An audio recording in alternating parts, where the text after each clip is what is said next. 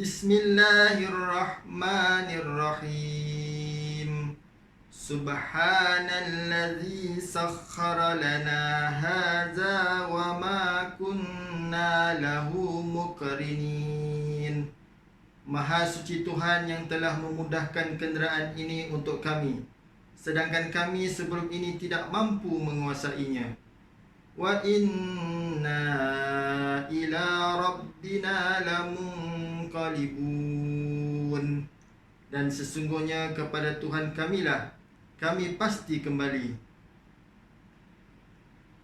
Ayat yang cikgu bacakan tadi merupakan doa menaiki kenderaan. Doa menaiki kenderaan ini terdapat dalam surah Az-Zukhruf ayat 13 dan 14. Surah Az-Zukhruf ayat 13 dan 14.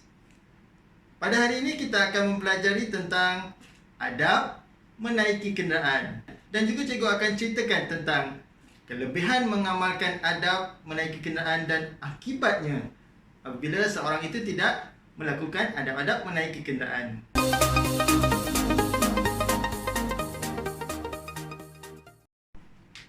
Murid-murid sekalian, kenderaan merupakan perkara penting dalam kehidupan kita seharian.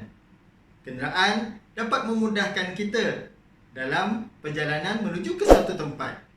Tidak kiralah kita menggunakan kenderaan di darat, di udara ataupun di laut. Baiklah, pada hari ini cikgu akan menerangkan ada 8 adab-adab menaiki kenderaan.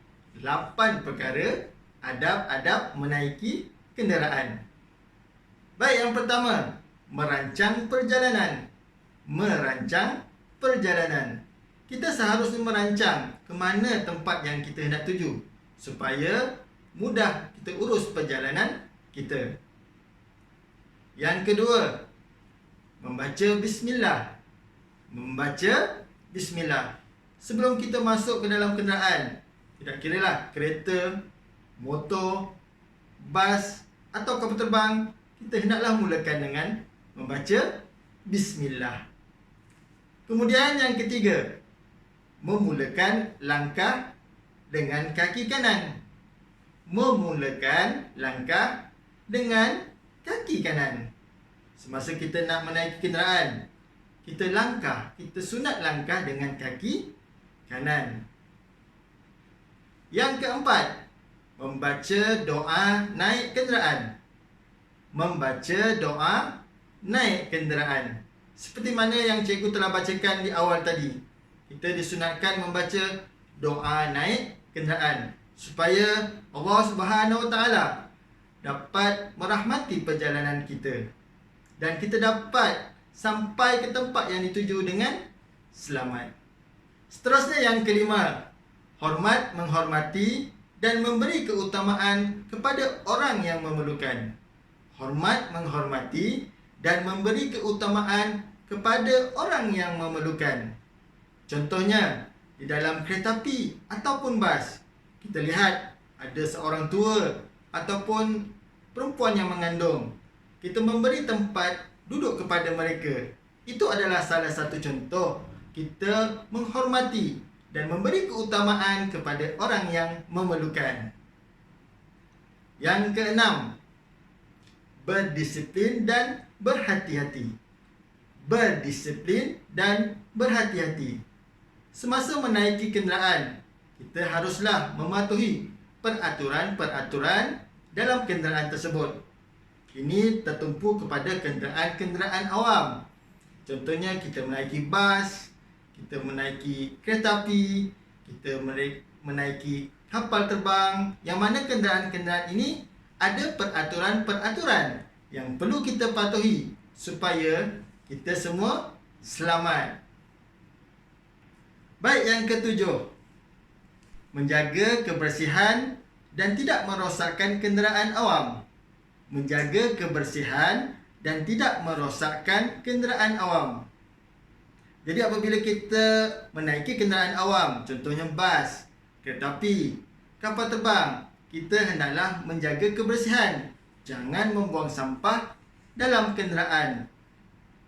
Baik, yang terakhir, yang ke-8, tidak berebut-rebut semasa menaiki kenderaan. tidak berebut-rebut semasa menaiki kenderaan. Kita perlu beratur, khususnya dalam menaiki kenderaan bas, kereta api yang penumpangnya ramai. Walau bagaimanapun ya murid-murid, murid-murid pun tidak boleh berebut-rebut menaiki kereta sendiri. Jangan berebut dengan adik-beradik. Nak duduk depan, nak duduk belakang, siapa nak masuk kereta dulu. Ingat ya. Baiklah, itu saja. Ada 8 adab-adab menaiki kenderaan.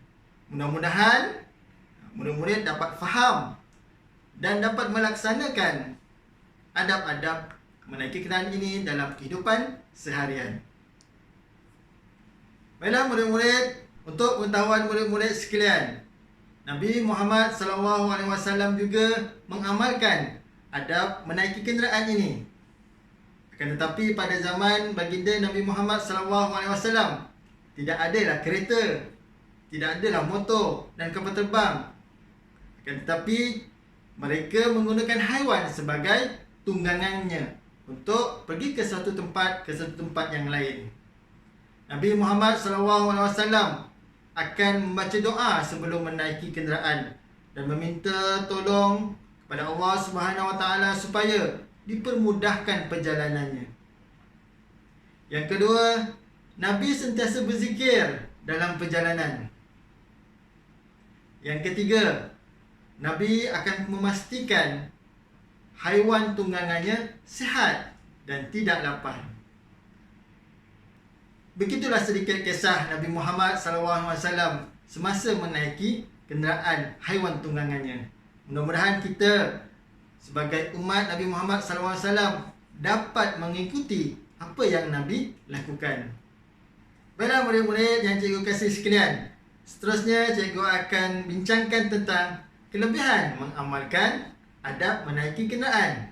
Kelebihan mengamalkan adab menaiki kenderaan. Yang pertama, disayangi Allah dan Rasulullah. Disayangi Allah dan Rasulullah. Allah SWT menyayangi hamba-Nya yang sentiasa melakukan kebaikan. Dengan mengamalkan adab-adab, kita melakukan perkara-perkara yang baik. Dan Allah suka perkara itu. Yang kedua, selamat tiba ke destinasi dan melancarkan perjalanan. Selamat tiba ke destinasi dan melancarkan perjalanan. Sebelum kita menaiki kenderaan, kita baca doa. Kita minta kepada Allah Subhanahu Wa Taala supaya apa? Supaya perjalanan kita ini selamat dan lancar. Yang ketiga, disenangi orang sekeliling. Disenangi orang sekeliling. Dengan kita melakukan adab-adab menaiki kenderaan, kita menjaga kebersihan, kita beratur, jadi masyarakat, orang ramai suka kepada kita. Kita disenangi oleh mereka. Yang keempat, menanam rasa prihatin dan toleransi kepada orang. Menanam rasa prihatin dan toleransi kepada orang. Dengan kita mengamalkan adab yang cikgu telah beritahu tadi, iaitu kita beri peluang untuk orang yang lebih tua duduk di kenderaan awam, itu merupakan salah satu cara untuk melatih kita prihatin kepada orang lain. Dan secara tak langsung kita dapat memupuk sikap toleransi dalam masyarakat. Baik, itu dia kelebihan mengamalkan adab menaiki kenderaan.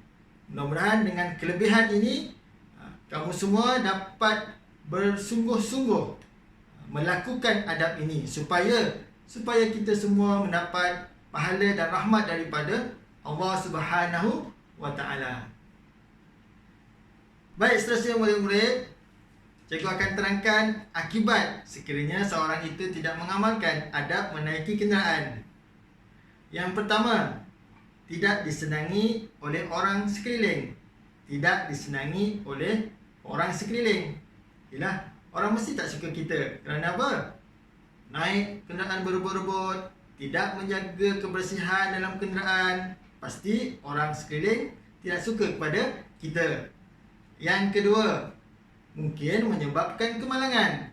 menyebabkan kemalangan. Sekiranya berlaku kemalangan, dia akan menyebabkan kesesakan lalu lintas. Dia akan menyusahkan orang lain dan membahayakan nyawa. Bukan nyawa sendiri, bahkan nyawa orang lain. Jadi murid-murid yang cikgu kasih sekalian, marilah kita sama-sama menjaga adab menaiki kenderaan. Mudah-mudahan perjalanan kita ini selamat dan dirahmati oleh Allah Subhanahu Wa Taala dan dielakkan daripada sebarang kemalangan. Sekian, terima kasih. Assalamualaikum warahmatullahi wabarakatuh.